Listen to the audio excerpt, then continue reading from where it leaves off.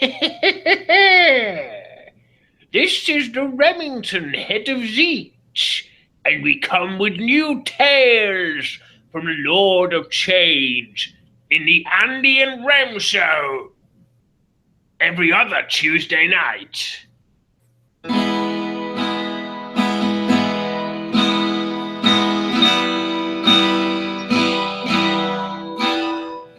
It's the Andean Remington Steel Show.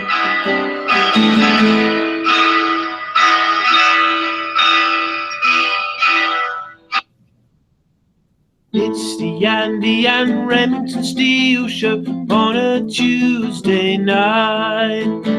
It's the Andean Remington Steel Show for your home delight. We're talking about Age of Sigmar and everything else that is cool. We're talking about Warhammer Fantasy. It's easy to learn the rules. It's the Andean Remington Steel Show on a Tuesday night.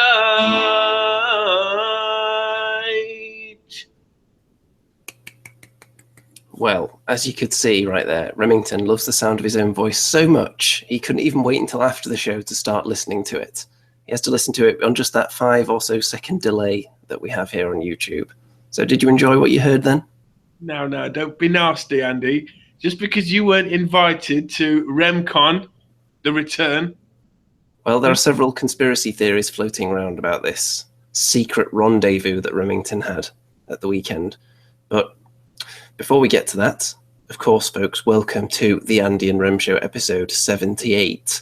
And change is in the air, isn't it? You've just been to Warhammer World. Did you sense there was an air of change floating around? Maybe the staff sprouting feathers out of their ears?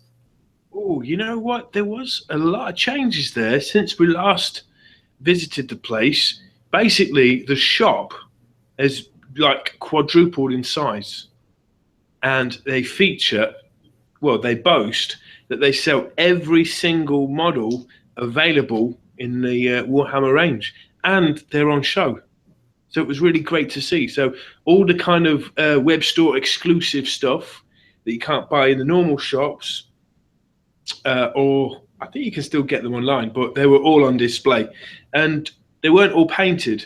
So it was just like the actual, mold of it. It was really cool to see. Like for me, I seen the Wurgog Prophet or Wurzag, the Savage Orc, and I saw the Wardock Priest. And loads of cool stuff. When you see them all built up and you think, whoa, so obviously all 40k stuff. The shop is next level now. And Forge World has got even bigger too. Have they eaten into the game chamber with all this? No, they've eaten into the gallery. They must have. So, So as you go into the shop where the counter is, you just kind of like go down that bit, and it's become like opened it out. Yeah. Well, so we'll hear more about your fascinating adventures shortly, but now let's see what they call it now. They don't call it the View Active Users anymore. It's now called Chat Participants, which isn't quite as exciting, but let's see who is a participant at the moment. We have in there the likes of Bazooka J Rambo, Balloon Ready Gaming, Graham Rigg, I Don't Know 46, Jones Iani, Megaboss Chomper, Mickey Genver, Rob Lloyd, Sweet, Ruhark, and a few other people that haven't commented in the last few minutes, so they won't appear there. But I'm reliably informed that there are 28 people right now. That usually rises throughout the show. Slightly late start this evening, although it was pre-planned because of a prior limo groupie engagement that you were involved in, Mr. Remington, just before the show. Say again? What happened? You should know, you were there. What happened at the when? Well, I heard a rumor, all right, on the war YouTubers web grapevine that Vince Venturella, host of Warhammer World and painter, modeler, advice giver, maybe kind of maybe not Godfather, but kind of all-seeing. He's like the Zeus of the YouTuber community. He was in Britain And do you know what? I just called him up on Thursday. I says, "What are you doing?" As I live and breathe, Vince Venturella is in the country. What's going on? And he said he's here on business, but he's coming to Warhammer World the day after on Friday. And he was driving all the way from Glasgow to Nottingham, which is about a 6-hour drive, but that's nothing to an American, apparently. So I said, nothing. You can drive for 6 hours and still be in the same state sometimes over there. Yeah, I said, "Where are you staying?" And he said, "Oh, I'm going to get a hotel or something." I said, "Don't be ridiculous. You're coming to Castle Remington, all right? And I'm going to just tell all these groupies and that are just sort of lounging around to leave because the King of Warhammer's coming in." And he did.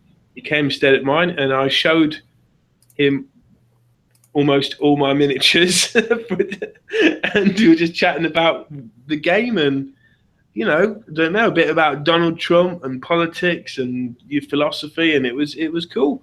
And the next some evidence that this actually happened, because you sent me some pictures hastily before the show, which delayed the start time by a further 3 minutes or so. I did. Well, the next morning we drove to Warhammer World, and he was in like nerd heaven. You know, he was loving it. And you know, I think a lot of people could sense there were A-list celebrities coming in. And do you know what? No one actually asked me, "Where's Andy?" Which is interesting. Well, you know, I'm not sure I believe that. Because whoever took this picture obviously refused to take it without me in the shot. So you quickly ran out onto the street and just grabbed the first guy you could find wearing orange, but he didn't look enough like me, so you had his back to the camera, just so this guy would actually take the picture. And look at him right there underneath the Forge World sign. Well, I don't think you've got the correct facts there, Andy, because that's what I heard. One, that's not orange. That's a kind of a reddish colour, pinky red. And two, if you were in the room, it would be empty of other people because, you know... That is entirely because the staff at Warhammer World know that I don't like to be crowded when I'm playing these games. I need to be in the zone, and if they just let the public in there willy-nilly when I'm playing a game, I'm going to be constantly swamped and asked for autographs non-stop. Well, Vince asked after you. Is that good enough? We went into Bugman's bar, we had a look around, and we went into the shop, and he had to buy loads of stuff for his mates back home, and I just managed to resist the temptation of buying stuff, because I tell you what, after I came out of that shop, I easily, in my head, I could have spent £80 instantly. But I managed to not do that, and we chose our gaming board. You know, he's a big Tomb King fan. So we were able to, I lent him my Savage Orcs, and we did, I think it's like a 2,000 point quick list the night before, and I brought my Ogres. Do you know what? I love playing the Ogres. I've decided they're my favourite army at the moment. And we just had a really good game, which I'm going to, when I get a minute, well, when I get a day or two, I'm going to put the battle report together. It's pretty epic. It's a great game. And before we move on to the next picture, there's just something that's caught me here. It's the contrast between the reflective surface of Vince's head and the kind of light absorption from all those hair products that you've got on yours. It's like a black hole almost. Hair products? What are you talking about? I mean, that's au naturel, my friend. Maybe a bit of hair. Allegedly. All right, hair gel, hairspray, hair dryer. Job done. Well, you also sent me a couple of images from your game as well, so let's have a look at those, shall we? Keep the people entertained. Yes. Well, there's lots more pictures, but these are a few of the just a little things. Taster. A taster, yeah. So you can see the ogres on the left. You don't get much ogres for your money. I'll tell you that much. And on the right, Vince has got a couple of heroes, ogres. He's got the Mangler Squig. He's got some black orcs, or they're called Ard Boys now, I think. I also noticed that you've given him the Squig Gobber. Yeah, he's got the Squig Gobber. He chose that. It was just for a laugh. Like, Vince is like me. He's like a fluff player. Do you know what I mean? We've got the big stabber. I love the big stabber. I think you need to have 3 or 4 of them in your army, really. And he had some Savage Orc Arab boys and just some basic Savage Orcs. And of course, top right, you can see the 10 Savage Orruk Boar Boys. Fully based and painted now, are they? Yeah, I think when I showed him all my armies, I think his eye caught the Savage Orcs. He chose them. Probably because they're there, they're done, you know. I just need to add some more. And none of them on square bases anymore? No. I've got just a squid gobber on a square base now. I think that can be forgiven, though. Yeah. So my ogres, they're all on square base. I kind of like the ogre bases. You know, it's kind of like a snow with like yellow stains. Like the ogres have been desperate for the toilet and just thought, you know what, let's just go in the snow. I don't think they have to be particularly desperate to do that as ogres. I'm sure they don't seek out the nearest imperial lavatory. Well, one unit I missed was the Noblar Trappers. I couldn't find them anywhere, so I just had to pick 5 grots. Which you see spread out in the middle. You see Thunder Tusk. You see the Hunter at the bottom, who was awesome. You see 3 Lead Belchers, 2 Monfang, 3 Man-Eaters, which were massive in the game, a Tyrant, a Butcher, and some Iron Guts at the back. And that's about 2,000 points. What you don't see is some Yetis hiding in the, do you call it a necropolis? Don't know what you call it, inside the building. I also noticed that not only did you thrust the squid gobber onto him, but he was also using the skull dice. The official Remington skull dice that never roll anything but ones. And you handed those across generously to Mr. Vince. Listen, I gave Vince a box of dice, and he says, I'll use the skull dice. And I went, are you sure? And he went, yeah. I went, here you go. And gave him about 20 of them. And, yeah. It's almost like he was perhaps suffering from the effects of jet lag and thought, you know what, I can't live with myself if I lose to Remington Steel. So I'm going to take the squid gobber, I'm going to take the skull dice, and then if I lose, I've at least got some ready built-in excuses. Well, I learned some cool stuff of Vince, actually. He does some, he has some weird nuances to his game. When he rolls for running, he does his run rolls first and puts the dice result of the run roll next to each unit. Then he does his movement and adds the run roll. Whereas we just tend to do the movement per unit, don't we? And then do the run for each unit there and then. But he has it all laid out so you can see what's, it's kind of a bit more methodical. And then just tactic-wise, the squid gobbler on the bottom, he had an interesting tactic because I would keep it back. He just charged it forward with everyone else, which is something I'm going to try next time because obviously it has 3d6 random shooting attack, so it's not very far. So it's probably best to charge it forward. And that's a great picture, isn't it? Look at that. It is. In the background on the right there, you can see that someone is actually about to bludgeon somebody else with some solid brick object that there, by the looks of it. That's right. You know, one thing, every time I've been to Warhammer World, there's only been us playing Age of Sigmar, or maybe one other table playing it, and it was no different this time. Everyone was playing 40k, but that's probably because there was a 40k tournament happening the next day, and we saw the Warhammer World TV guys.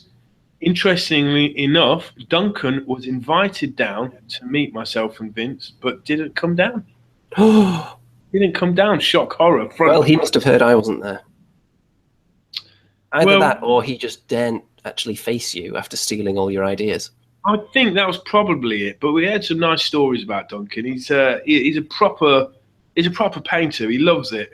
You know, I think he paints all the Games Workshop stuff, and then he's like, right, I finished now, and then starts painting his own miniatures. He's that into it. You've been following his new Twitter account. No.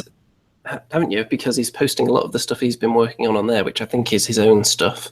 Because he wouldn't be leaking out pictures of unreleased miniatures, most likely. I'll have to check that out. What's the name of what's the Twitter handle? I'll have to send you a link to it, but it's out there. He's got a lot of followers. Apparently, when he set up the account, it was so inundated with followers, and he couldn't figure out how to turn off the kind of audio notifications, so it was keeping him up all night. As you can expect. Well, the Warhammer TV guys were really, really cool. Came up and chatted to us, and you know, it'd be nice to, you know, obviously make an appearance on their show. Obviously, I I'll go on for the standard fee, which, you know, as a favour.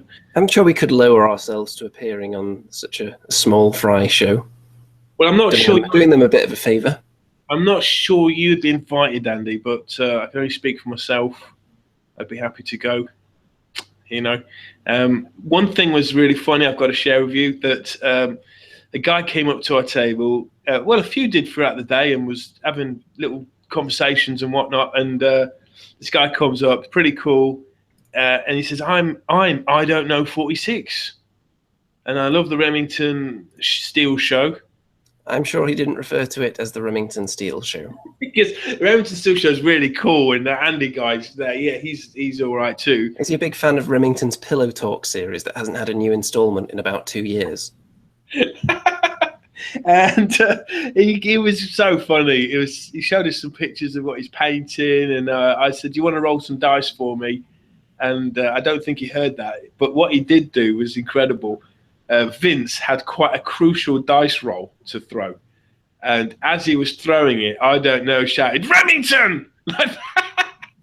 and Vince rolled a 1. It was just beautiful. Couldn't have made that up. I don't know how that works, but it has worked pretty much every time anyone shouts Remington, a 1 is coming up. It doesn't even have to be you. So I'm not sure what's going on there. Something to do with the acoustics, particularly at Warhammer World, when the word Remington kind of echoes around in those rafters. It does something to the magnetic field and messes with the dice. It was funny. I mean, he was going to shout Warhammer Weekly, but it kind of doesn't quite work so good. Yeah, we had a really fun game, and then I had to leave pretty much then, which was also a good excuse to leave and not go through the shop and buy stuff, which is I cunningly avoided. But Vince met up with one of his gaming friends from the interwebs, and I met him, and he was pretty cool too. Was that any A-list person that we know, or was it just a random? It was an A-lister in the kind of more competitive painting world. So I don't think we haven't really dabbled too much into that, have we? Not so much. I think quite a few people check out this show. Steve Wren was there, and he was a lovely guy. I didn't get to see his figures because I had to leave, but he brought an army for Vince to play as well. So, it was good. It was like 3 worlds uniting. It was like modelling, modelling, gaming, and the fun stuff. I think it was pretty cool, yeah. So are you going to be putting up a full-length battle report? Absolutely, yeah. In fact, Vince referred to us as the Morecambe and Wise of Warhammer. Which one are you then? I'm the funny guy. You're the straight guy. You serve up the jokes, and then I smack them into touch, kind of thing, with the aces. Well, usually I serve them up, and then you're kind of looking the other way, and I have to run around the court and hit them back to myself. You don't play with yourself, do you, Andy? Certainly not on this show. Well, there you go then. That was my Warhammer World adventure. It was really wicked. And, what was cool was every time I go to Warhammer World, it's changed slightly. Either the menu's changed or the scenery's changed or they've got new figures in. So, yeah, it was pretty cool. This hobby of ours is really kind of thriving. And RemCon 2 was a big success. Just can't wait for RemCon 3 now. Now, Mr. Rem, I've got a phrase for you now before we look at something. Can you spare any change? You're supposed to answer the question. Is that what it's got to serve a joke up now? Can I spare any change? Here is the first batch of change that we're serving up, piping hot, and you'll be happy to know that we have war scrolls to go along with this as well. Oh, cool. Now, were you blown away by this stuff? Well, some of this stuff, not so much, but there is some others coming up in a minute that may well blow your socks off. I think anyone that bought Silver Tower is thinking, wow, I'm glad I bought Silver Tower because that ogre is £25 on its own. We'll get to that. First of all, let's look at the Chanters of Change for £60. Let's see what you actually get in there. It's been a while since we've done some of this. Here we go. Human cultists of Tzeentch, chanters of change, the Chaotic Acolytes, have made dire sacrifices for the promise of knowledge and power, spending decades becoming worthy enough to attempt the Chaotic test of 9. They walk amongst the unsuspecting, remaining covert, waiting patiently until the correct time to strike. When that time comes, they hurl their collective magical might in the form of searing bolts, punishing those who survive with sinister curved blades. You get 2 sets of them for that £60. Now let's see if that's an actual saving compared to the Chaotic Acolytes. No, it's not. You can just buy 2 of them for double the price. Yeah. Do you get some different models? Maybe you get the guy with holding up the scroll. I don't think so. I think you could build other variants out of them though, so you may well want more than this amount. Now these are the Birdmen that people were rumored. People were kind of wanting a Birdman army, right? Look at that chin. I've always wanted kind of a chin sword, which is what I'm grooming my beard into slowly. Now, do you think they've got 4 eyes, or is that just the helmet design? I think that's just helmet design. I think they've only got 2 eyes. These are probably the ones that haven't been particularly touched by Tzeentch yet, because they don't seem to have gone through that much change, do they? Maybe a little bit forming on the back there.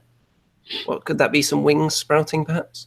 Maybe a birth defect, or yeah, I can see what you're saying there. Some wings. Look at this one. Has he got any kind of change going on? They could be changing under those masks. We just wouldn't know. So as we mentioned before, these are like Egyptian kind of eunuchs, aren't they? Mixed with like bird masks. So I see them anyway. So yeah, what do you think? Do you like these guys? I think they're pretty tasty. The colour scheme, I think, is definitely better than their usual choice of colour scheme for new models. Sometimes you're really put off, aren't you, by the colours that they choose for some of this stuff. But I think this one, it's nice and inoffensive, is what I'd say about it. I'd probably do that bird a slightly different colour, just so it's not the same as their clothes, probably. Yeah, it's interesting, because like Sigmarine armies, you got the classic gold, but people, have gone for silvers and they've gone for different colours. I can't see these guys varying too much with the colour scheme. Maybe it's because there's so much skin on them. Yeah, they've gone for a darker skin tone on that one there. I like the blue. It's like aquamarine, isn't it? Teal. Is it teal? It's like a greenish blue. Well, don't ask me. I'm ever so slightly colourblind, so I don't think I would be able to nail down the exact shade of blue it is. Now, that mask on the top left, it looks very much like one of the Chaos Familiars that you used to get, which was literally just a moon face on legs. It does, actually. So, yeah, these guys got some interesting rules, haven't they? Yes, let's have a look here at the PDF. So I think we're going to have to zoom in here.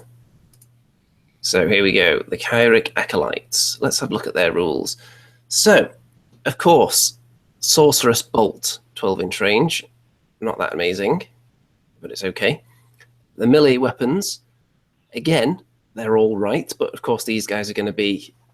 They're going to be won or lost with the special rules, really, aren't they? Because there's nothing particularly amazing here. Save of 6 plus bravery 5. Mediocre. So let's have a look at this lot and see if they've got anything special or fancy going on in here. 3 in every 10 models can be armed with a double-handed cursed glaive instead of the regular weapon, and all of them can hurl sorceress bolts. So effectively, when you get them into combat, they can still be doing that, and then still fighting with their combat weapons as well in your own turn, which is a nice little bonus there. The only difference between the cursed blade and the cursed glaive, of course, is the rend. Unless there's some special rules here, so let's have a look. Arcanite Shield. Roll the dice for allocating wound or mortal wound to a model that has the Arcanite Shield. On a 6, it's ignored. So it's basically a 6 plus ward save, which has always been a kind of Tzeentch-y kind of thing, hasn't it? So the glaive, that's like the two-handed one, is it? Yes. Okay. So even against mortal wounds, they're getting that 6 plus ward save, which is nice. Not many people have access to something like that. Gestalt Sorcery. You can add 1 to the hit rolls of the unit's Sorceress Bolt if there is a wizard within 9 inches. So yeah, suddenly it becomes a bit more tasty, doesn't it? That's so they get they get these sorcerous bolts? Where do they come from? They are all just inherently magical because Tzeentch has blessed them all with the ability to cast these bolts. That's amazing. And you want to get the wizard near them for that bonus, of course. Yeah, 4s and 4s. That's and it's only within 9 inches, so it's not too ridiculous. You don't have to get him right in among them. Yeah, but when they're in combat, they can be firing them bolts as well. Yep. So you just need him to just be hanging around a little bit behind them. He doesn't have to be too close. The cursed blades, you can add 1 to any hit rolls made for models attacking with paired cursed blades. Okay, so if you've got 2 blades, you can add 1 to the hit roll. So you've got to look at all the models, haven't you? You're kind of attacking for them individually almost, depending on what weapons they have, unless you arm them all the same. But I don't think you can. I think it's only 1 in every few models can be armed a certain way, right? Yeah, some of the acolytes are armed with a single cursed blade, while others carry paired cursed blades. So yeah, that's going to be a little bit complicated, isn't it? Then, of course, we've got Scroll of Dark Arts. 1 in 10 models in the unit can carry that scroll. If at least 1 model is equipped with it, then you can increase the range of the unit's sorceress bolts to 18 inches. Now you're talking, aren't you? Mr. Rem. What are we talking about? Were you just distracted by that spammer in the chat? Yeah, I was. Someone, Mr. Gold 401 just said something like, yeah, subscribe to me. I've got 400 subscribers. Yeah, and you just gave him some nice free publicity as well. Everyone should go and check out his channel, and if it's not very good, then you should tell him that it's not very good, politely. And if it is good, then of course you should subscribe. Let's have a look. Subscribe to my channel, haven't I? In 78 editions, I've never said that. Bloody hell. Haven't you? I'm sure you have once or twice. Although, what would they be subscribing for exactly? There is an archive. Excuse me, I'm just eating grapes. There's an archive, a treasure trove indeed, of amazing bat reps from 8th edition and a plethora of armies beautifully painted. And lots of Warhammer hobby advice, such as a tutorial on dusting that I did not long ago. Well, that is some red hot sizzling content, isn't it? Now, if you don't mind, boosting the range of the sorceress bolts to 18 inches is pretty tasty, especially when you're adding the +1 to hit from the wizard being close. Then, the Vulchark. 1 in 10 models in the unit may be accompanied by a Vulchark, which I'm going to assume is the bird. Roll a dice each time an enemy wizard within 18 inches of the unit successfully casts a spell, and on all of 5 or more, the wizard suffers a mortal wound.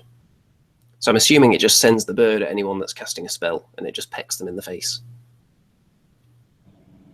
That's pretty good, isn't it? Interesting. And it's only within 18 inches of the unit, not the model that has that on it. So now, this unit can be spread quite wide. I have a question for you, Andy. You know these figures that have like an attack bird or something? Like there's one with the Stormcast, isn't there? And the Wood Elves have got one, and there's ogres that have got like a vulture that attacks for you, and now these guys. I think you should be able to kill the bird. Do you really? Quite funny, yeah. Think you should be able to target that separately? Yeah, I think it'd be kind of cool. Maybe, like you roll a dice and see which one it hits. Does it hit the bird or the kind of the bird master? You could certainly do that. Well, what do you think of these guys? They seem all right. When you add in the Tzeentch wizard and all the upgrades on them, they actually sound pretty tasty, don't they? Yeah, definitely. Only 6 up save, but then they've got the shield mortal wound saving ability, which is not bad. Only 1 wound. So I'm wondering how much they cost actually in the points. Yeah, that'll be interesting to see. Like 10 for 100 points, maybe. It's like Savage Oryx. Let's have a look at the Fate Master. Okay. So, what do you think of this guy? Well, he looks a bit hunched, doesn't he? So he's got the weight of the world upon him, but no, it's because his back's on fire. Yeah, I think I would be hunched over if my back was ablaze as well. Now, is this a new model? He looks a little small there, doesn't it? This has got to be an old model, hasn't it? Just looking at the sculpting here. I would say possibly yes. It's There's got to a be. newer one than that, I'm sure. Let's have a look. Resin kit. So yeah, this is fine cast. So this isn't new at all, this guy. Right. He's obviously just Tzeentchian. Should we even bother having a look at his war scroll? Let's just have a quick look. See if there's anything interesting going on here. 16-inch move? Yes, he is flying around on that disc, of course. That's the furthest movement I've ever seen, I think. Stu Gibson says, old model, way old. Yes, it is. Very, very old by the looks of it. If his move is 16, can he still run and move? Yes. What do you call that? Do you call that fourth gear? Or is that like a turbo? I would assume that is just a turbo boost on his disc. Nitro. So he could possibly move 22 inches then, right? Potentially, yes. He's got 4+ save, 6 wounds. So he's fairly standard as a character. He's got some pretty decent attacking potential here. 3 attacks, doing D3 each on them. Which is fairly likely to get some through. Yeah, your average wizard only has 1 attack, but does D3 wounds. The protruding blades will probably do a bit of damage as well. And let's have a look at his rules. So Soulbound Shield. If he suffers any wounds or mortal wounds, ignore them on a 4. So he's got a 4+ ward save in addition to his save. Amazing, with 6 wounds as well. So that's really... So it's almost like having 12 wounds. Yeah. But not quite. Hovering Disc of Tzeentch. Add 2 to the result of any save rolls for this model in the combat phase, unless the attacker can fly. Oh my days. So he's now got a 2+ save. In combat. Okay. And then a 4... And a 4+ ward save, yes. Flipping heck. Lord of Fate. His chosen disciples can affect the destiny of those around them. If the Fate Master uses this ability, roll a dice. To your next hero phase, anytime you make a dice roll for this model or a Tzeentch model within a Tzeentch mortal unit within 9 inches, and the result matches that on the dice you rolled in the hero phase, you can choose to re-roll it. Okay, I'm lost there, but is that good? You roll the dice and then just leave that next to him. So let's say you rolled a 2. Yeah. Put that next to him. Any Tzeentch mortal unit within 9 inches, whenever they roll a 2 that turn, you can re-roll it. But I don't want to re-roll the 2. I want them to roll a 2. Well, if you get 6, it's not that great. Yeah, so, well, okay. Well, I know what I'd be doing. I'm just thinking I'd get my Thunder Tusk near this guy and do my 6 mortal wounds on him. By the way, one thing has just been pointed out. His Soulbound Shield. The ward save is only against the result of spells. However, one thing I'll say is that many of the things that inflict mortal wounds are spells anyway. So, it's still pretty damn tasty. Not the Frost Wreathed Ice attack from the Thunder Tusk, though. So yeah, not quite everything. There are some abilities that will just eat you alive with mortal wounds that aren't spells. Yeah, he's going to be dead cold. I can tell you that much. I would put would. Well, let's move on to. Shall we look at the Ogroid Thaumaturge? Yeah, what's that? What is that word? Is it like a little? It is a pre-existing word. I'm sure they just went through the old thesaurus and just put in like wizard or sorcerer or something and just came out with all these crazy alternate words they could use. An ogre growler or something like an ogre stick boss. Stick boss. Yeah, that sounds a bit orky, doesn't it? Okay. Yeah, an ogre like hunchback. Folks, rate the ogre hunchback name out of 10. Ogre hunchback growler. I like that. Yeah, growler. Okay. Rate that out of 10 while we're looking at this guy.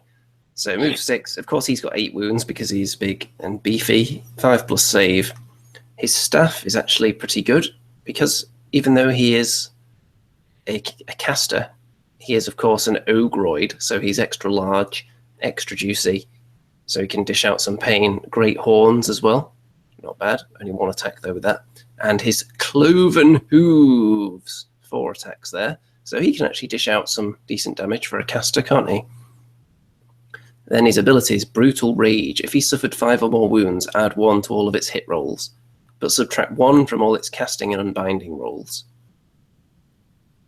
Well, so the madder it gets, the worse it becomes at casting, but the better at fighting. Love it. Mighty Bulk. After this model completes a charge move, pick an enemy unit within 1 inches. That unit suffers D3 mortal wounds. So like impact hits. This guy's a machine, isn't he? He's brilliant. He's like twice the wounds of a normal ogre. Have you done this Fire Blast attack yet as well? We're almost to it. Overwhelming Power. This model heals 1 wound in each of its hero phases. That's pretty sweet. Magic. He's a wizard. He can attempt to cast 1 spell in each of your hero phases and attempt to unbind 1 spell also. He knows the regular spells and Fire Blast, so engulfs the target. Blah, blah, blah, blah, blah. What does it actually do? Casting value of 7. If successfully cast, pick a visible enemy unit within 18 inches, so decent range. The unit you pick suffers D6 mortal wounds. And after the damage has been inflicted, you can set up a unit of pink, blue, or brimstone horrors within 1 inch of the target.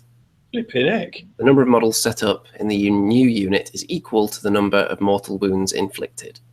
This guy's mega. Oh, he's going to cost surely about 200. That's the kind of ability you want on the Squid Gobber, isn't it? Love it. Yeah. That's a good idea. Yeah, like the squids shoot out and then they become units in themselves. That's it. Yeah, I like that. Don't be surprised if someone if they rip that off soon. Good idea. I've just thought of there. Nice one. Yeah, another Remington $1 million idea right there. So this guy is a bit of a beast, isn't he? Really. It's like a double arcane blast, isn't it? D6 mortal wounds, and it's like 18-inch. Well, actually, the other one's 18-inch, isn't it? Or was it 12-inch? Can't remember, but it's pretty cool. This is what I'm interested in, Andy. The cloven hooves have 4 attacks. I mean, how do you attack that much with your legs? Does he do like Muay Thai boxing or something, or does he like lie on his back and like kick his feet in the air at you? Well, have you seen? You must have played Street Fighter 2. Yeah. And you've seen how Chun-Li kicks people. Yeah. Like 1,000 times in a short space of time. Maybe he does that. Could you see a picture of him again, Andy? Let's go back to the picture of the old Thaumaturge. Okay. Well, let's get 360 on him. So you think he like goes back on his tail and then kicks out? Maybe. Yeah. I mean, maybe he's just really, really stumpy. Yeah, he doesn't have big gnashes, to be fair, does he? So I suppose he's got to rely on his horns and his cloven feet. Yeah, and there's not a whole lot of sculpted danglage going on under there either, from what I can see. He looks to be very kind of barren, shall we say. Bazooka J. Rambo says, yes, he looks like Blanca. He does, actually. Mm-hmm. Carrying on the old Street Fighter vibe. Now, apparently, we've got some information on Thaumaturge. Rob Lloyd Sweet says it's a wizard who specialises in weather magic. Well, there you go. Weather magic, okay. But you didn't know that. I want, eventually, GW to bring out a character that is a Tyromancer, which is someone who specialises in divination in the form of cheese. What about a bromancer? That caught you off guard. Yes, it did.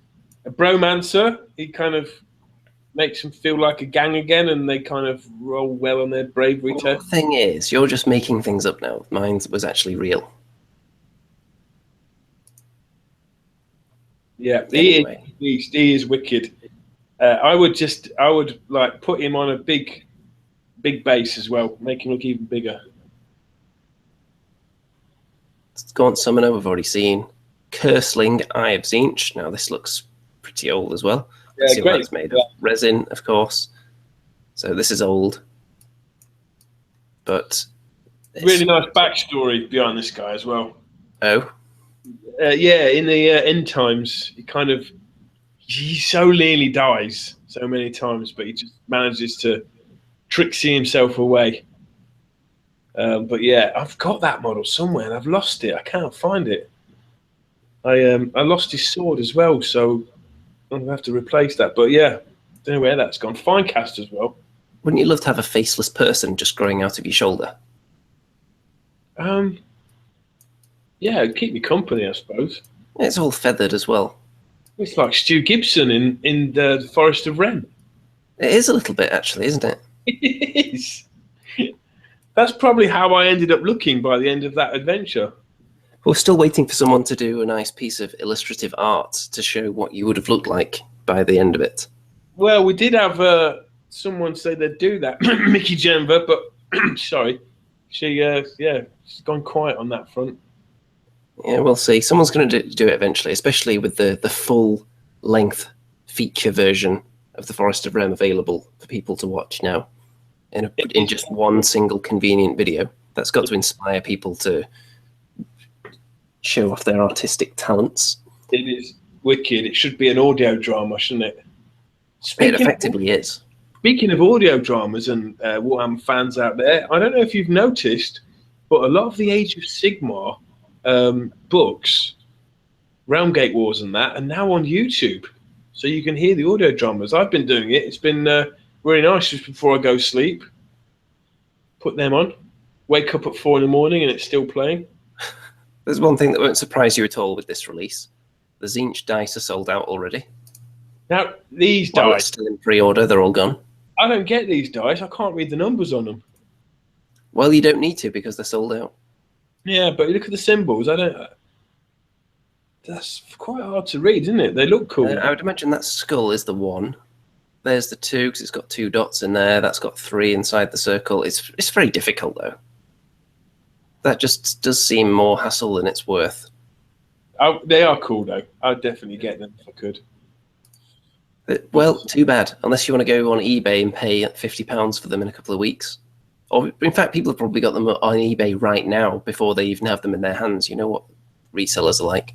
Mm. So what do you think about the Tzeentch stuff? I know there's a couple of models you ain't shown us yet, but would you get these? I would not get these dice. Would you get the army then? The army, I'm still holding off for Steam Head Duardin, but they are very nice. Yeah, I think you got a long way with that one. Well, that's fine with me. I'm still building up my Stormcast for now. Okay. But I can see why people would jump on the bandwagon of change with this lot out there. And in fact, look at this. More changes on the way. This is on the Warhammer community. Now, instead of leaking things out so that the A-list wargaming journalists out there like us can report on it, they now just release all this stuff themselves on one of their own websites. So they're trying to cut us off at the knees, I think, but we are proficient at scraping the barrel. Do you know what, Andy? I've got to say this, right, just before we introduce these wonderful new huge mammoth Scargants or whatever. You know, like 2 years ago, a lot of the kind of the massive subscriber-based YouTubers and community guys that went on big rants about all the things that GW should do and they don't do, and how they're so crap and because they don't do these things. Well, they've pretty much done all the things that people were moaning they should do. Well, some of them were just so blatantly obvious that as soon as someone new came into management and said, wait a minute, we're a modern business, why aren't we doing A, B, and C? And then they all looked at each other and said, I don't know. Well, start doing it then. Okay. Yeah. And thus they did. And it's working, I think. It's working. Okay, good. so let's have a look at some of this, shall we? Look at this bad boy. This is the something. These are the Zangor Skyfires. So do the Zangors and the Arcanites go together in an army, or are they two separate factions? I would assume they do. Okay. These are the closest thing you're going to get to Beastmen. So this was the model that was on the What the Hell Is That Warhammer ripoff? Yes. Yeah. Look at these guys with their bows as well. Yeah, I love those. Yeah. And there we've got the various horrors, which we already know from Silver Tower. Now this is a bit of a controversial one, the Changeling, because some people much prefer the old Changeling model. What do you think? Do you like this guy? He's got kind of spirits coming out from under his skirt. I do like him. It's a terrific paint job. Not sure about the bird skull on the end of the staff. Not sure about that, but yeah, it's a sick miniature. And by the way, those blue horrors, there are different ones there than you get in Silver Tower. Pretty sure of that. What do you think about the new horrors? They've still retained the kind of suction on the end of their fingers look, which I thought was cool. Yeah, they're really fun to paint as well. I've painted the pink horrors. I've painted the flame guys. Yeah, really, really good models to paint, man. Of course, you're going to need some of those if you get an Ogre Thaumaturge. We've got some comments here. The Rust Belt Blacksmith says dwarves are next. So it's official now. We've heard it from the blacksmith himself. What do you base that on, my friend? I base it on the fact that we've seen that dwarf face. Not the actual, like a skin face, that dwarf symbol that we saw a few weeks ago. That surely must be attached to something. They wouldn't have just put it out there for no reason. We shall see. Xeno is waiting for actual humans. Yeah, they have been talking more about the followers of Sigmar that aren't Stormcast Eternals, haven't they? But anyway, this guy's the main event, isn't he? Yeah, he's two-headed. This, of course, being Kairos Fate Weaver. I would definitely go with the two-headed one. Not sure about the staff book, but yeah, the two-headed one. Why not? Look at this, though. So would you build it with two heads and then just use it as whichever variant you felt like on that particular game? I'd use it with two heads. If I didn't, then it could make a good... one of the heads could make a really interesting, like, bugle horn for a giant. If you painted it silver or gold, do you know what I mean? Like one of his heads? Yeah. Like you blow into it. You want to turn one of Kairos Fate Weaver's heads into a bugle for a giant. Just another $1 million idea. Well, the first person to do that conversion, send us a picture and we'll definitely feature it on the show. How good are them wings, though? It's so good. Very tasty. And I love what I like about these wings is that the fact that they're feathered means there's actual detail there. Often when you get wings, it's just kind of a big flat surface and you struggle to bring out detail in it without just doing a really, really solid dry brush on the tiny ridges that you'll get occasionally. But with this, there's a lot going on. So you can do lots of different kinds of highlighting on the different feathers, can't you? Lots of texture, basically, is what I'm getting at. I don't like how some of the new miniatures have large, flat surfaces when they can put such fine detail on them. So this is something I'm definitely approving of here. If I had enough time, I'd love to paint that.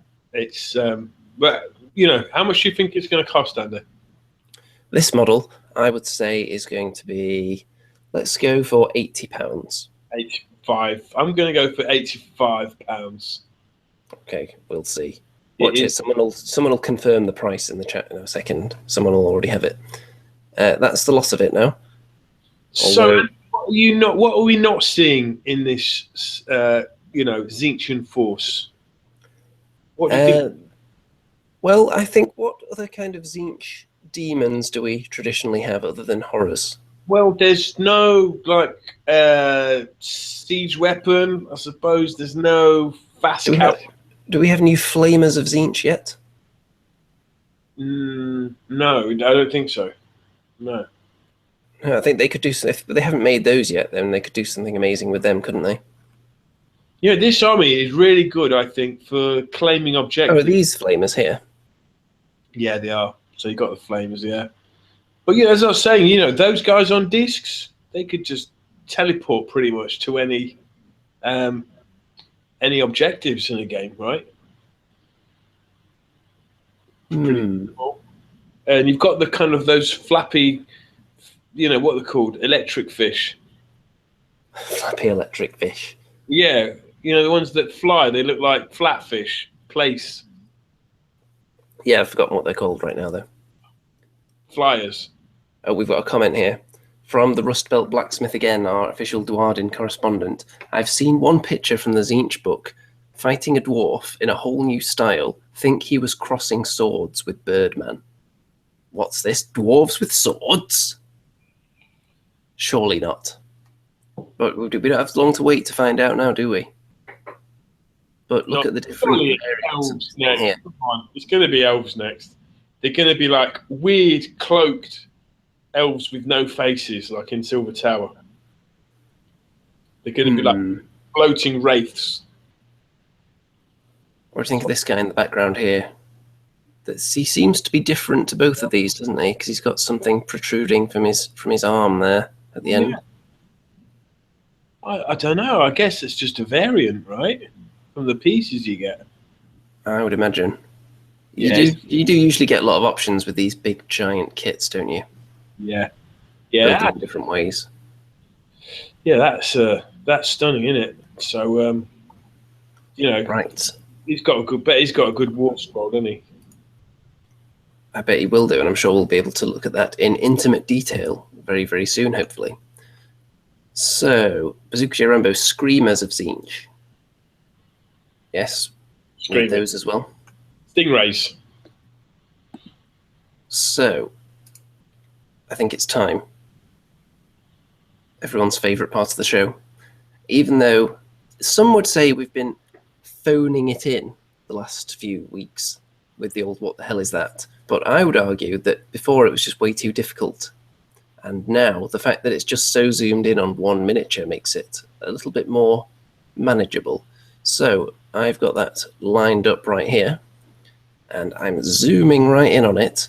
And I'm going to tell you right now, it is a miniature that is pointing with its finger. Zoomed right in on it. And you must identify it. So, Mr. Rem, do you have the what the hell is that theme tune prepared? It's prepared. So, of course, whoever successfully names this miniature first will be put into the prize list. Potential prize winners next time we give away a prize. You never know, it might be a copy of Cheeks if you're lucky. Andy, giving away stuff? Well, I never thought I'd hear the words uttered from your mouth, Andy.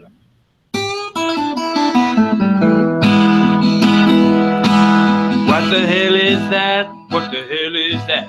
What the hell is that? What the hell is that? What the hell is that? What the hell is that? Only Andy and Remington know. Well, wrap your eyeballs around that. I'm going to zoom in and out a little bit so you can... Because it does start to get a bit distorted when it's too zoomed in. So, look at that. It's clearly a pinky, flesh-coloured hand. But whose is it? Who is pointing? And I can tell newbie right now it is not a Space Marine. It is in the Age of Sigmar range. First person to name it will be the winner. You're going to have to be very specific as well. You need the precise name that this miniature goes by on the GW website today, or you are wrong. Is he saying, like, we want you, or is he saying, look, they're over there? It could be a little bit of both. Come on, folks. Okay, we've had some guesses. Josh Joyce says the new halfling referee. Nope. Is it an old figure? Is it a what? Is it an old figure? It's not particularly old. YouTube Newbie says Dwarf Cannon Crew Pointy Guy. Nope. See, that's what I thought. I thought it was an old dwarf miner. Rob Lloyd Sweet says Plague Priest. Nope. Come on, surely someone's going to get the point. I want to see those guesses flying in, folks. Come on. There are only so many miniatures out there that point. Rustbelt Blacksmith says ogre of some kind. Nope. Newbie says dwarf grudge thrower pointy guy. Nope. John Brendan Markham says haha. Nope. As far as I know, there's no miniature by that name. Bazooka J. Rumbo says Harrison Ford. Nope. As far as I'm aware, Age of Sigmar does not feature Harrison Ford. Yet. Come on, folks. Someone's got to get this. Someone wants to be put on that prize list. Josh Joyce says Cogs Mythos. Cogsmith. Well, I think that was a case of his comments being auto-corrected there. Nah. So even though someone jumped in and corrected him a couple of seconds later, I think I'm going to give it to Josh Joyce because it is, in fact, the Cogsmith. The Dwarven Artillery Master himself. Nice.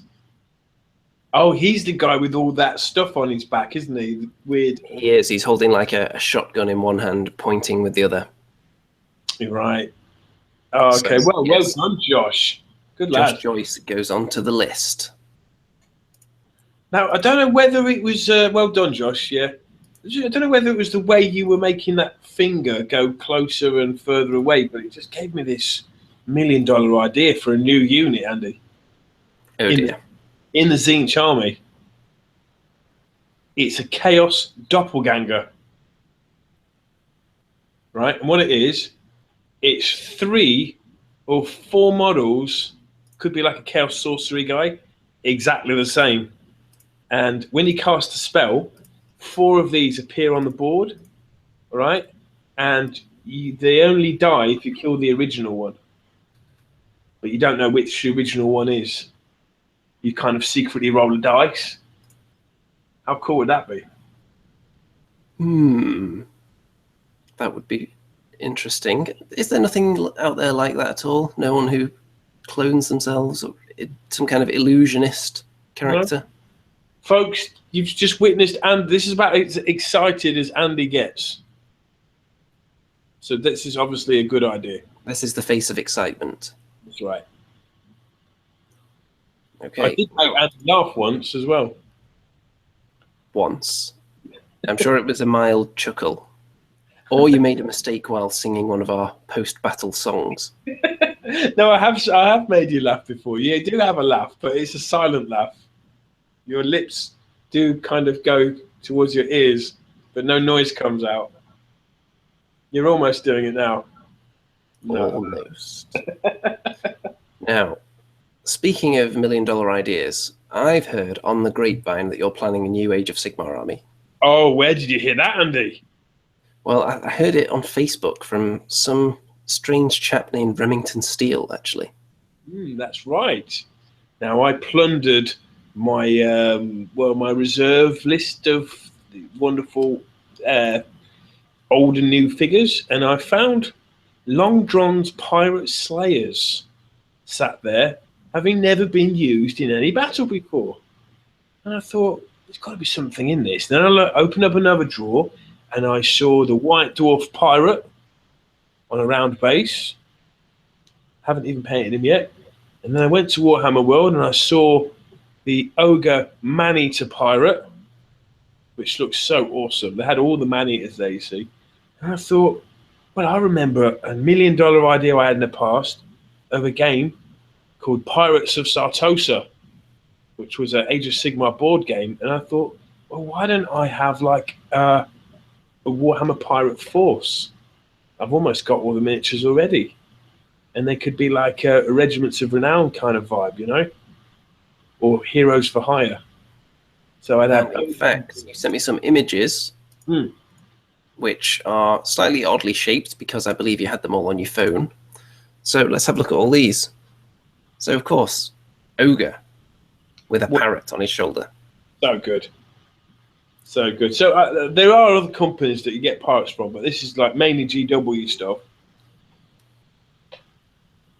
So yeah, that could be an Ogre Tyrant. Here's a different modelling company, Black Scorpion Miniatures, do a whole series of pirates. They do undead pirates, dwarf pirates. They do orc pirates.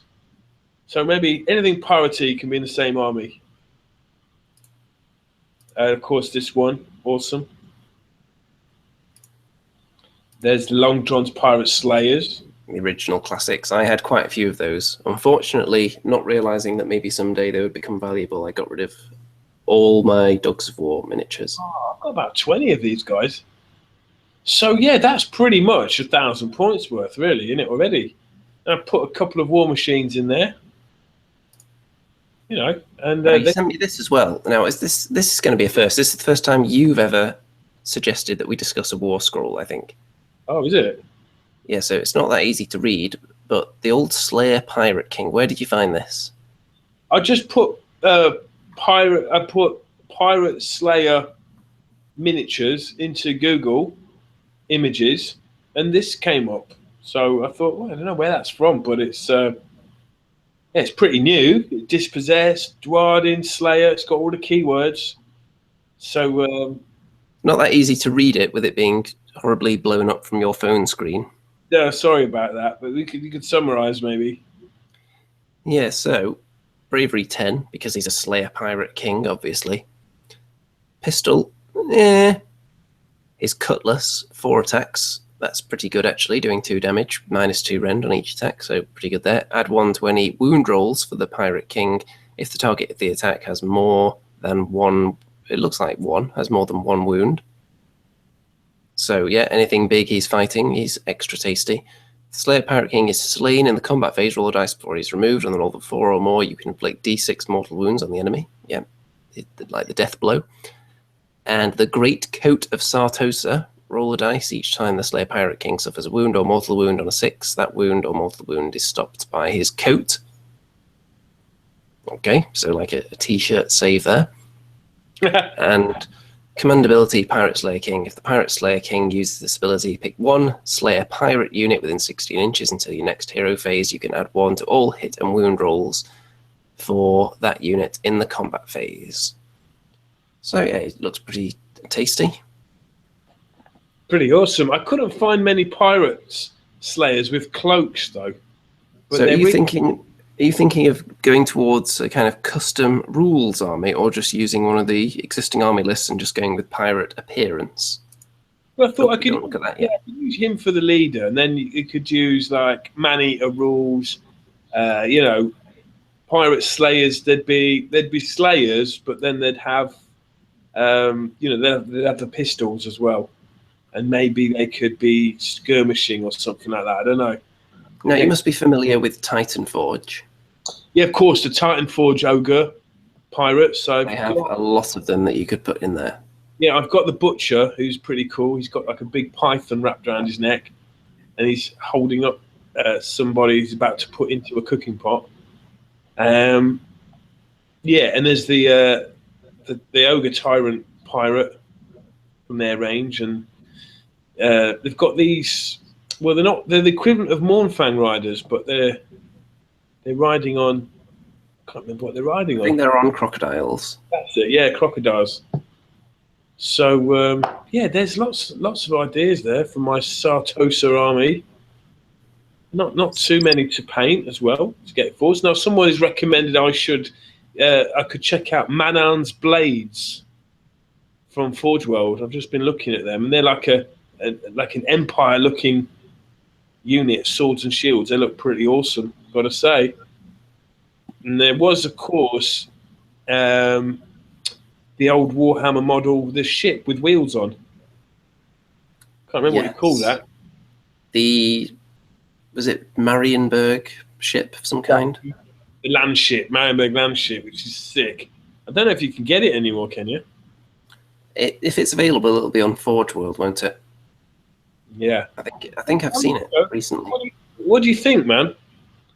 I think it could be an interesting idea because you haven't been that invested in your painting in quite a few months now. So I think I have got project picking solely on aesthetics, something that actually excites you, might be good to get those painting juices flowing again. Yeah, I mean, I've been busy on the Wood Elves still, and I've nearly finished a unit of Sisters of Thorn. They look awesome, got to admit. And I'm now on some Glade Riders, and I think they're tough to paint. They're tough to paint well, you know. Apparently they don't sell the land ship anymore. Oh, that sucks. I bet I'm maybe able to lay your hands on one on eBay for some extortionate fee. You never know. Hundreds of pounds, wouldn't it? That would. I could make one, but yeah, like I said, if you just had like a small game, you wouldn't need that many models. By the way, your $1 million idea about the illusionist, is really only kind of a $500,000 idea, because half of it has kind of already been taken. John Brendan Markham says, in the Silver Tower, there's something that has the illusionary twin ability. Play with 2 Death Runners. Once one attacks or is slain, you roll the dice and see if it's the real one or not. So it's similar, but not quite the same. Ah. Well, okay. So you've taken that idea and molded it into $1 million idea, something that was pre-existing. Yeah, I mean, look, it doesn't have to be like a Tzeentch thing. It could be one of the new elves thing. Could be like an illusionist. Elf, like. So something for the permanent comments or the Facebook group. Anyone who's got any pirate suggestions for Mr. Remington's seafaring army who seek precious booty? Maybe we should start a little painting club like the PMP, but just for the Andy and Rem show. I don't know. We could all. Well, the Facebook group is already kind of like that. People do post their painting work in there, and sometimes the work in progress as well. Yeah. So that's been done before as well, then. Yes. Okay. Speaking of which, shall we go through some of the exciting miniatures that people posted in the Facebook group in the last couple of weeks? Please do, Andy. Okay, here we go. So, first of all, these are clearly flamers from Cameron. What do you think of these? Purple. There's some colour transitions going on. Starts off very, very light blue and then goes up to the purple rather seamlessly, by the looks of it. Very tasty. Next, this is from Dreddy, who is apparently called Nortok the Mind Squeaker, which is part of a Skaven army that's being put together at the moment and painted. I like the glowing warp stone up there. So, yes, he looks suitably decrepit. Yes, very, very pale, which is an interesting look. Next, this is from Sam, who, of course, has wowed us with various models recently and was actually featured in White Dwarf as well. This is his latest offering, which is, of course, the Lord Veritant and Griffhound. That's next level. I mean, that looks like a GW paint job, doesn't it? Now, I think his ghostly Griffhound here, it makes me kind of regret half painting mine already, because that seems like a very good idea, especially for someone like me who's struggling to figure out what colour to actually use on it and what techniques to use. Just doing it as a ghost seems like it would be much easier. Yeah, I mean, they're pretty small figs, aren't they, as well? Well, the one in Silver Tower is pretty small. So, yeah, it'd be quite delicate paint job. But, you know, this is a really fun model to paint, by the way. It might look like there's a lot going on, but you actually have room to maneuver your brush into the crevices between the cloak. So you don't even need to do it in sub-assemblies, really. It reminds me of like a guy with a music box on a stick. And like it spins around and plays you a tune as you're walking. Or maybe that's what it is. It's like a Stormcast boombox. Yeah. This is from Benjamin. Some more Stormcast. And the lightning is very nice here. Look at that. They look quite dangerous. They do look good. They do. The gold and the silver, it certainly takes a backseat to this main event here, doesn't it? These weapon blades. Very, very striking. Yeah, definitely. Listen, I wouldn't want to be that skeleton underneath his boots. If you just scroll down there, he looks like he's about to enter a world of hurt. If you can still feel it at all. Yeah, he'll be lucky if he can't feel anything, I think, when that weapon blade comes down on his face shortly. This is from Natasha, who, of course, has been putting together a very impressive Seraphon army as of late. It's the latest offering. The basing has been a big feature on her army. Amazing. Natasha's painting's getting better and better as well, because I saw some of her stuff a year ago and she was painting really old Slan models from the 80s. And it's like the newer models just look next level. Look awesome. You may be thinking of someone else there. I'm not sure. Oh, really? I think you may be. I understand. Well, for what this is flipping brilliant. Love it. Next, this is from Chris and Bloodbound. I've forgotten what this exact guy is called, but it's much darker than we usually see. You normally see a very bright red on all these armor plates, don't you? Yeah, it's nice to see something different. They look quite ghouly, quite ghostly. And is that a hobbit I see in the background there? A hobbit? Yes. A copy of The Hobbit. It could well be. See, it's like, what the hell is that, but with books? Yeah, I'm sure there's another YouTube channel that's doing that already. Next. This is from James, and I'm going to zoom in on this a bit because this is quite spectacular. We've got two angles on this, first of all. Firstly, I have to say the ghosts here are far better than my attempt on my Mortis engine. These are very, very nice. There's lots of variation in the colour, but it's all subtle enough so that it just looks like one coherent, ghostly mass. And then the ladies on top are very well done also. It's just absolutely superb. I mean, why Look at this shot here. Why would anyone want to make a Mortis engine when you can get these, like, you know, these birds on a flying boat? Brilliant.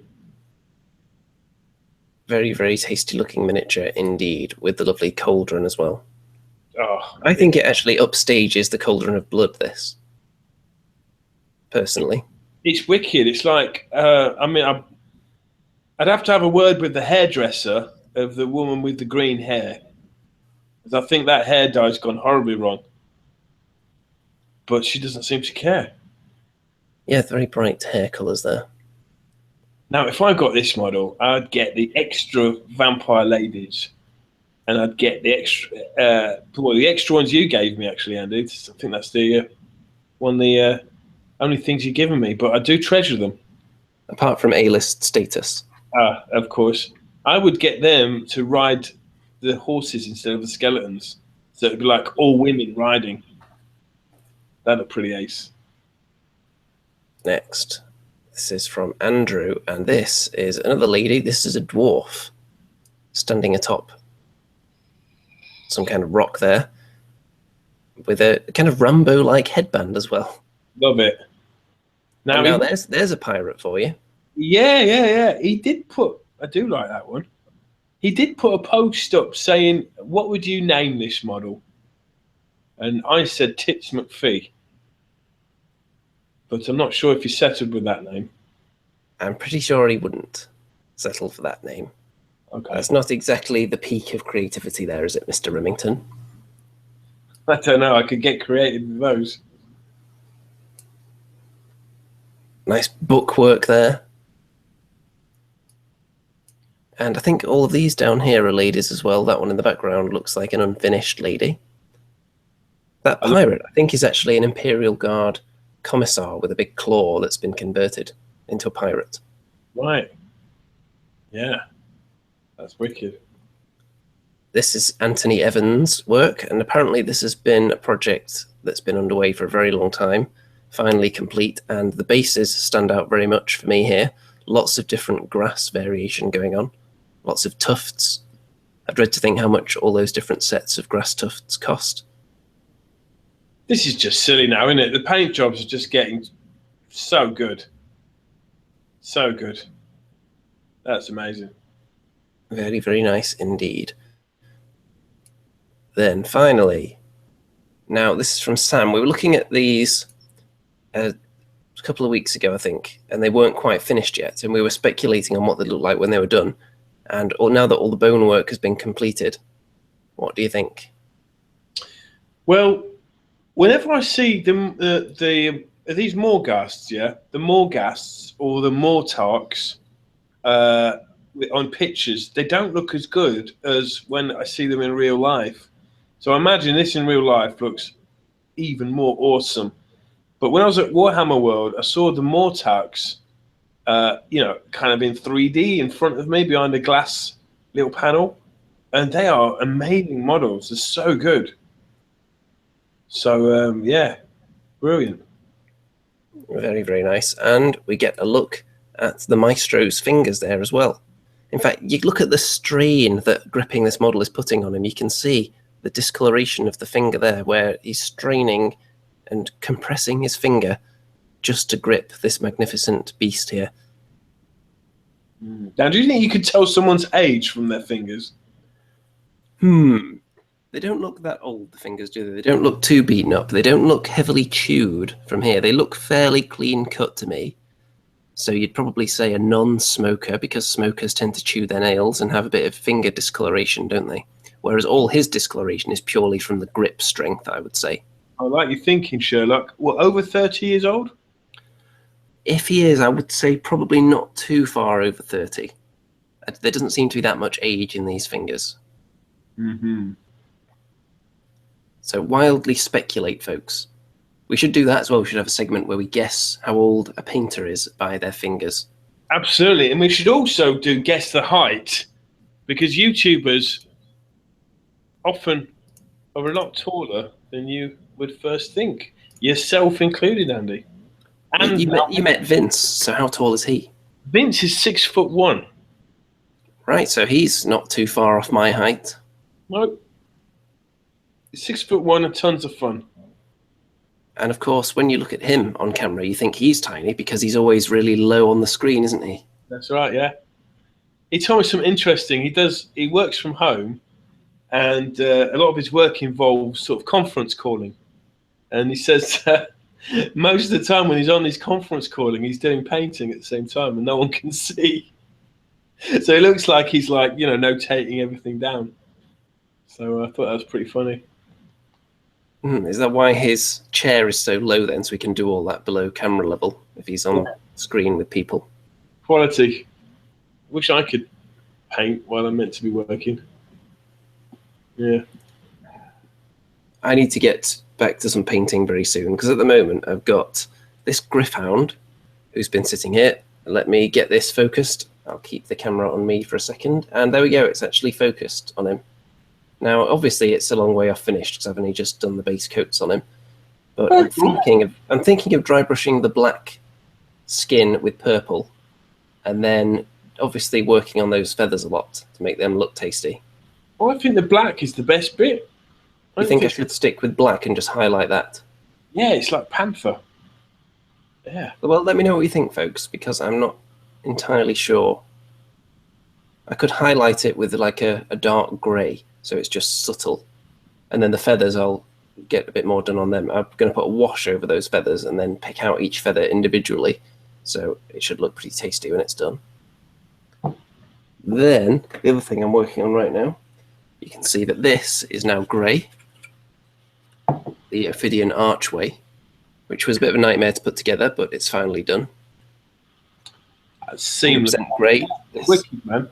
There is a lot of dry brushing in this thing's future coming up, which is going to be this extra large dry brush, I think, is going to be required for this. That was my favourite bit of scenery, that was, I think. It's one of my favourite looking, but nightmare to assemble. Absolute nightmare. None of the pieces really fit together the way they should. Just put a bit of milliput in between. You'd think it's that simple, but the gaps aren't big enough so that you can easily put the milliput in there without getting bits of it caught on some of the detail. So it's really annoying, I found.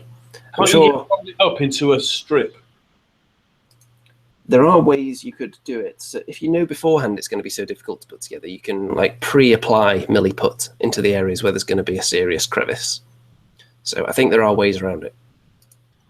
Rob Lloyd Sweet thinks I should paint grey tiger stripes on black skin. Now that sounds a bit too difficult for me. You don't want to see my attempt at free-handing anything. If there's no detail there, there won't be any detail there when I've finished. That's how my paint jobs work. Wow. Well, listen, I have to leave you soon. Well, it is about time to wrap this one up. It is. So I was through all our thrilling segments for this episode. I was thinking we should try and get a guest on our show, and Vince has put himself forward. Well, I was thinking that once you put up that battle report, just so you can actually talk about it on the show with Vince without spoiling the future battle report. So you'll have to work your little socks off over the next couple of weeks, won't you, to get that done? I'm chock-a-block this week, man. I've got 2 gigs. I've got one in Bristol, which Mickey advertised. was really nice of her. It didn't have my face on the poster, though. It had your face on the poster, which was interesting. Well, I'm sure ticket sales doubled in the wake of that little Photoshop job. I'll have to let you know. We're playing in Bristol on Thursday night at the Fleece and Friday at the Tunnel in London. So maybe at the weekend I can put this battle report together. And if you've seen the Vince battle report, well, that's cool. You maybe know what happens, but you're going to hear it from my point of view and inside the mind of a brilliant general. You'll hear that perspective. The deep tactical insight. Absolutely. Absolutely. So I was thinking for the ending song, I could sing what people write on the chat, which I've done before, and it's always been a great success. What do you think, Andy? So while we're wrapping up, anyone who wants to drop in some comments that you want to be lyrics in the song, keep it PG if possible. And before that, Stu Gibson has told us that he is actually 6 feet and 4 inches tall. Bloody hell. So he is quite a Scottish beast, isn't he? He's a claymore wielding warrior, Braveheart, man. 6'4". Wow. Indeed. So thanks for joining us, folks. Don't forget to check out the Facebook group if you're not a member already. Don't forget to like the video. Obviously, don't forget to check out Remington's channel, where we're reliably informed there will be a battle report very, very soon, if you're lucky. And also, don't forget that Cheeks, the best-selling card game of all time, maybe, is currently available. There's a link in the description to that as well. And if I designed it, then you know that it's good. It's got the Andy seal of approval. It's also got the Remington seal of approval, who is a big fan of Cheeks, by all accounts. Yeah, it's awesome. And I even make an appearance in the card game as Rem the Rockstar. And with that, it's time to check out this beautiful image of Tzeentch in all his glory, Kairos Fate Weaver, amended slightly to make him a little bit more handsome, I would say.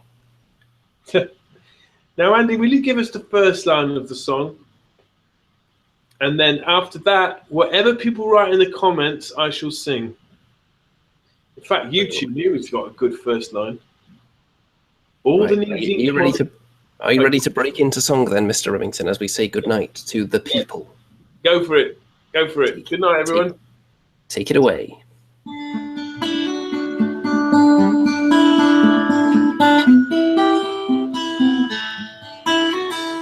The Lord of Change has only got one head, but thank the Emperor he's not made of lead. Caw, caw! Caw, caw!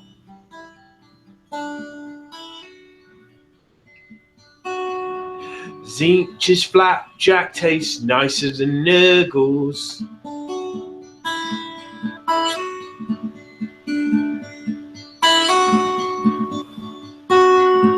Tzeentch's flapjacks taste nicer than Nurgle's or cabbage. Throwing dog food at old men.